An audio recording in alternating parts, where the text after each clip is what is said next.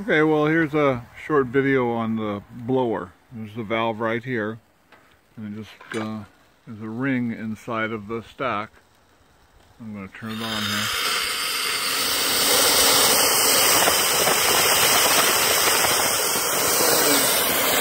It's 20 pounds of pressure.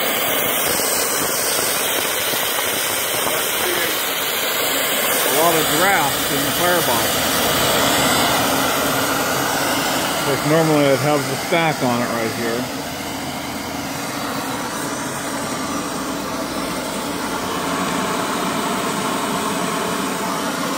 That's just only 20 pounds of pressure, so it really works good.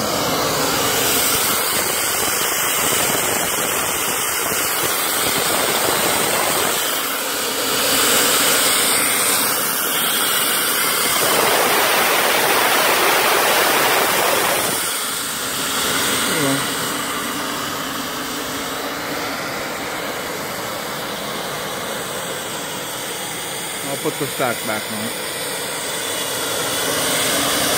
Oh, and I use that when I put new firewood into the firebox. It gets it going better.